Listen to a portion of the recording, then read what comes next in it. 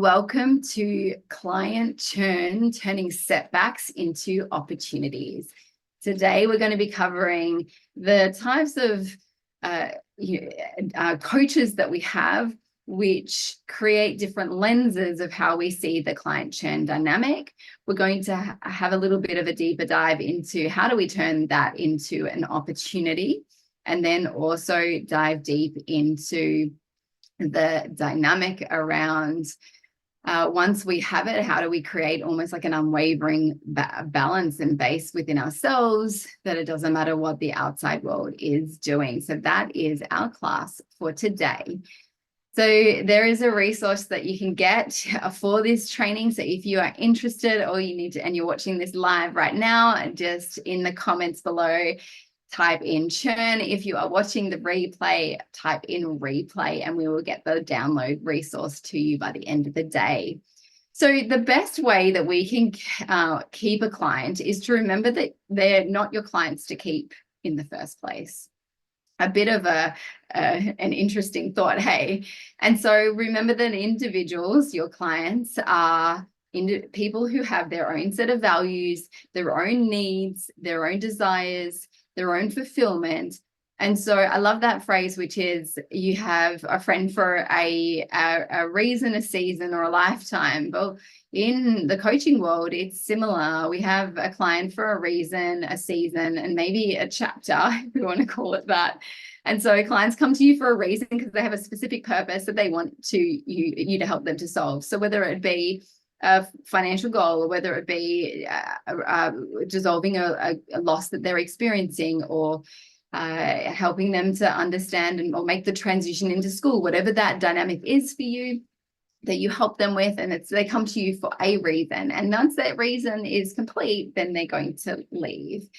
Then sometimes people come for a little bit more of an extended period of time. So there's a period that they're trying to work through. And so maybe they're trying to understand and know their intimate relationship more. And so they want to have a learning and understanding and a healing in the intimate relationship. But when the relationship is healed and they've come back together again, the objective is complete. They've fulfilled their desire of what they came to you for in the first place. And then they leave. And then sometimes I've had clients, particularly some of my private clients, I've had for a very long time. And so those clients, they're in for a chapter, but at some stage, they will also move on as well, because it's very rare that you'll have a lifetime with one particular client. There are fewer and far in between. And so when we have this like false illusion around our client churn, that clients will stay with us, and we might not even realize that we have this illusion in our minds. And so the moment that we feel the loss is the moment pain comes up. And then the result of that is we feel saddened, we feel depressed, we feel, and all of the stuff which we're going to go into shortly that bubbles up inside of us. And so if we have to remember that when it comes to loss, if we want something and it leaves, then we're going to experience some pain associated with that. And then also, if something moves away from us, we can also gain something that we don't want either, and we don't like it.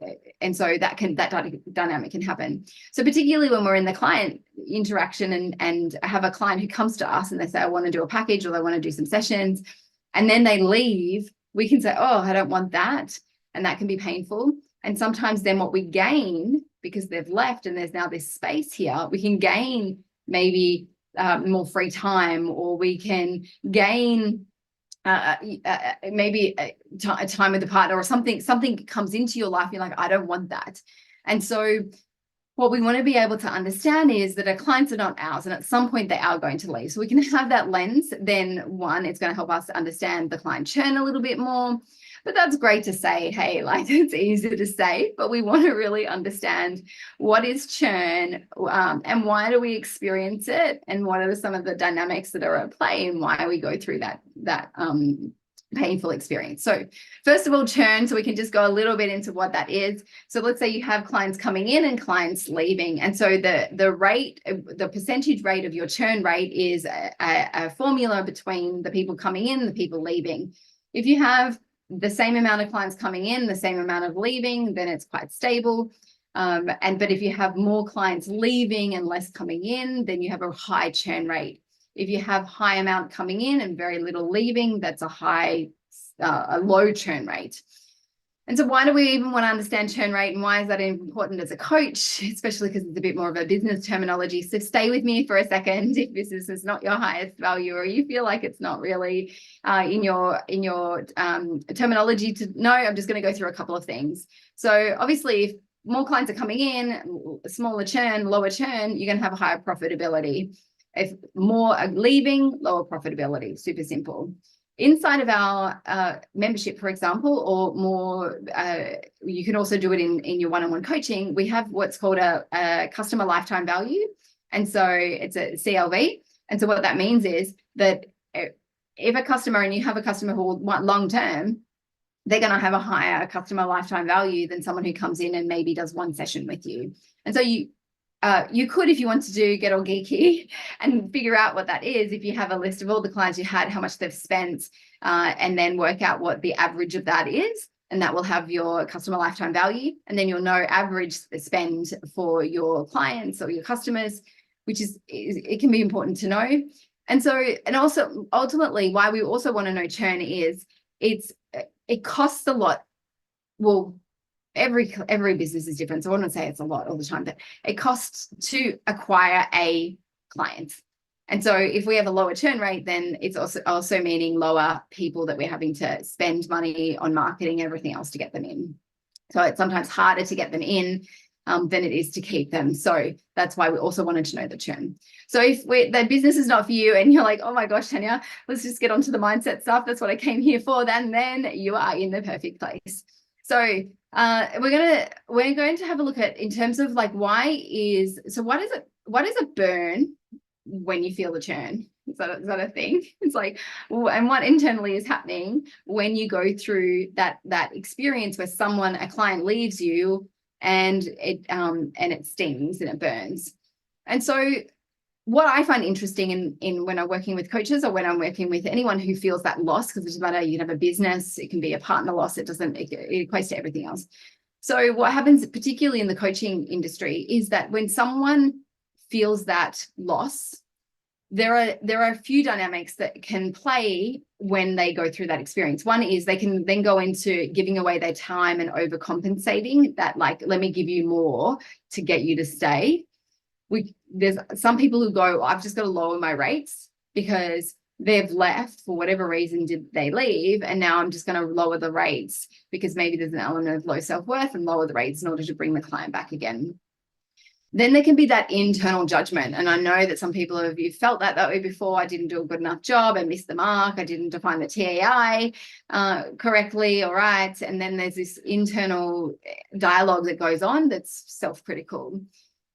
And then there's sometimes, for some people, it's like, well, it's like that catastrophe thinking. My business is a failure. I'm a failure. I'm never going to get another client again. I'm going to lose all my money. And so there can be this like over exaggeration, but it feels real to you when you go through that experience. So I'm just going to go through some of the dynamics that are at play. Hopefully you find this interesting. And so really we want to understand the number one reason why you feel the burn when you go through that churn. And so the first one is, what I'm going to kind of explain is, there's not just one reason, and there's going to be 4 buckets we're going to go through, 4 types of coaches. And I wonder which one you fit into for you, and you might fit into a few of the different categories. It might be one. So keep your eyes and ears open for this one. So first of all, we have I'm going to label this as like a self-assured coach. And so what I mean by that is that when a client leaves, and someone leaves in your life, whether a friend or client, but we're looking at the coaching dynamic right now, is that if a client leaves, you have a long-term vision. Your vision is so clear that you want to have a coaching business, you have a coaching practice, and you're growing your skills, you're doing everything that you can in order to continue that. And so when one individual leaves, you tend to still trust in yourself.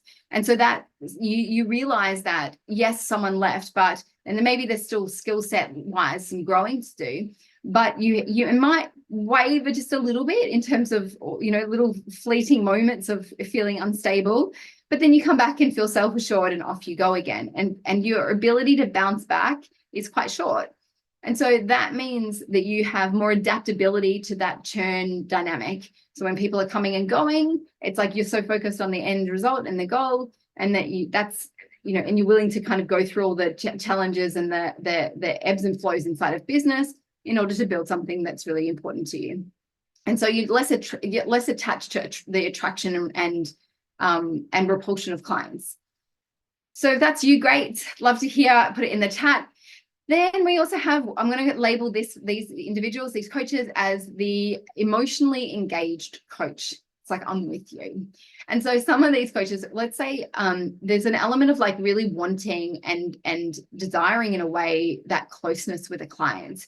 And so you want to feel that level of intimacy and sharing information, but that also comes at a cost of that fear of rejection and maybe even feeling like the client's going to abandon you, almost like kind of, trying to hold on to them too tightly. And so because of that, some coaches then attach their worthiness with the client. If the client's with me, I'm worthy. If the client leaves me, I'm unworthy. And so then there's this element, because of that, there's like seeking a validation. Am I doing a good job? How am I going? And there's this external, I need the external validation to make me feel okay as a coach. And so that's where there's like emotionally engaged, but not necessarily in the most healthiest of ways. And so what can happen then when a client disappears or goes away or says no, it triggers deep inside, and you may have felt this before, this like deep pain, where it's like, I'm not good enough, I'm not worthy enough, I'm, not okay. There's like self-doubt talk that comes up because of that. And so maybe that's you. If that is you, then it's emotionally engaged clients. And it also has, kind of also the dynamic around just that, like, it's like a fear of failure and abandonment. So the next one is, maybe this one's you, is the distance detached coach. It's the one where they leave and you're like, okay, fine, go. That's fine. But it's not from a place where you feel steady and you feel unwavering. It's more like, I don't want to feel how I feel. I don't want to be emotional. And you're almost like avoiding acknowledging the fact that they have left. And almost sometimes not even a self-reflection of like, why did they leave in the first place? And so during that period of time, it's almost like you're not acknowledging how you feel. And so it's not okay to be vulnerable with how you feel. And so there's almost like a detachment of feeling, which some people can go through, particularly with this work, because they can go through this phase of life, particularly in coaching, is where I can't feel anything. So there's this distance and detachment as a coach. So then, if that's you, write it in here. And then the last one I'd say is like a balance between, or a oscillation, let's say, more so than a balance, but like an oscillation between the emotionally engaged and the distant detached coach. And so it's kind of like, almost like you're all in and then you're out, all in and then they're out. You kind of like, you want closeness, but then you don't want to be rejected. You kind of like with them, but then you leave. You kind of show up for them and then you disappear. And so there's this kind of like push and pull, almost fear of rejection, but also fear of closeness. And so or the fear of them coming here and then the fear of them leaving. And so that's this kind of, internal dynamic where both of those are kind of colliding together, which happens sometimes for some people, maybe sometimes more so in the very early days of the coaching career sometimes, because one, you're still working on your own stuff and your own healing, and there's more self-doubt, and there's lifestyle like, I really want this, but I'm not sure if I can do this. And there's this kind of push and pull dynamic. But what's really beautiful about our evolution, both as individuals and also as a coach, is that we can move more into that self-assured coach where that if you come and go, that's amazing. Like we had this most amazing, beautiful coaching class, not Wednesday, last night, the week before, where one of our members, she's been with us for 18 months, showing up to class each and every week. And it's so beautiful to see her show up and do the work and see her evolution and her transformation. And so she came, we had a couple of private conversations, and she said, hey Dana, like I feel like I really want to go and and we also knew that her evolution as she was doing the work, she realized the mindset coaching really wasn't her thing, and she really wanted to do more of the physical body coaching.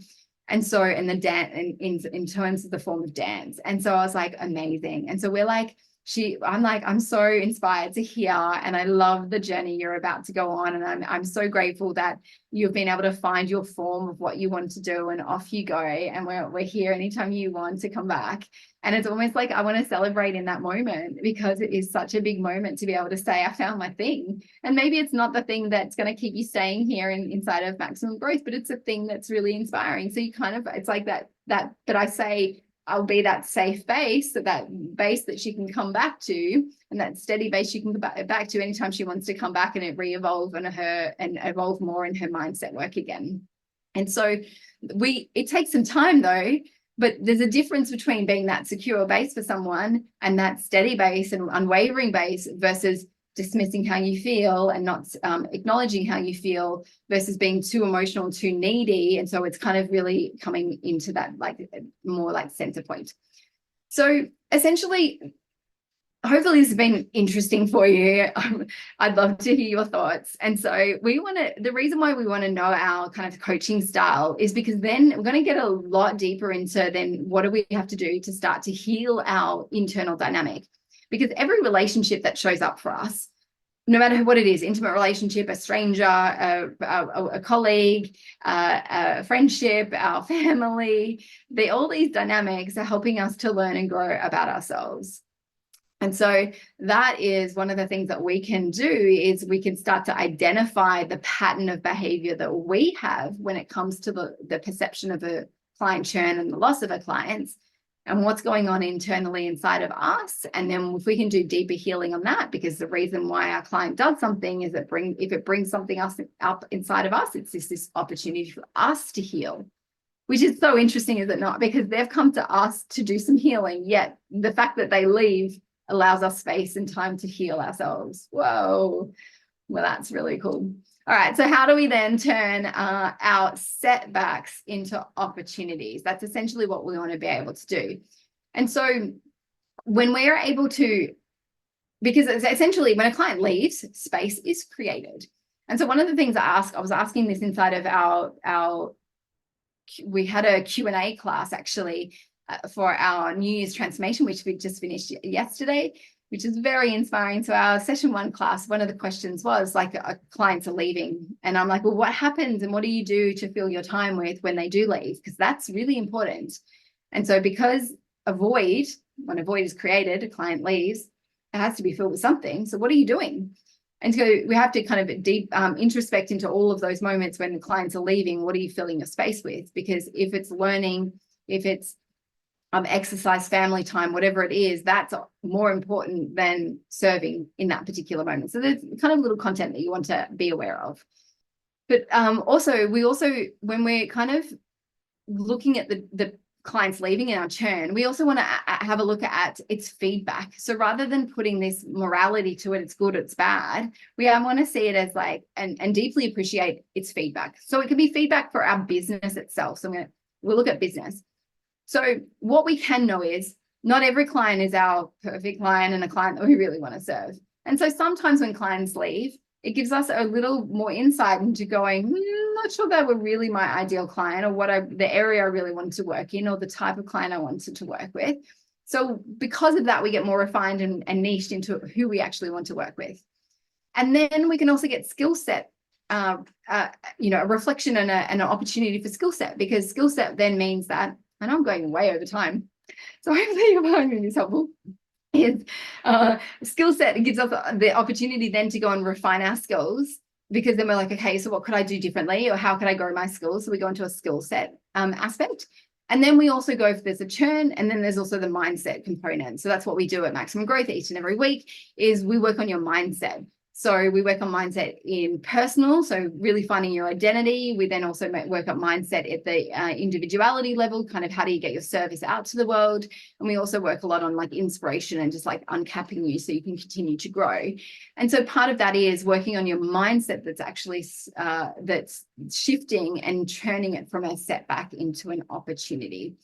very last, I did cover this before, but I just want to bring it up again. One of the things that can be really helpful for you as a coach that helps your client is that, obviously the less attachment we have to the individuals, but also that we become a stable base for them. That's why in class for maximum growth, we show up with you each and every week. We now have 9 classes for you each and every week to come and do your introspection and your mindset work and do some learning and application and integration every single week. And so we show up every week without fail, every week throughout the entire year, so that you can have like a stable base to come to and do your healing. And that's essentially healing in itself for a lot of people, especially if maybe they haven't had it throughout their life, have someone that they can trust to be there for them. And that has their best intentions in mind. And so we want to have that. And so if they decide my best intention for me is to leave, then give them love instead of this dynamic of feeling like it's burning inside, and allow it an opportunity to also do some deeper healing if that still comes up. So hopefully you have loved our in-depth mindset question today. If you have comments, questions, or concerns, feel free to drop it in either this Facebook Live, or if you're watching the replay, especially in the Maximum Growth Academy, then also just put your comments below. Okay, so thank you, team, for showing up.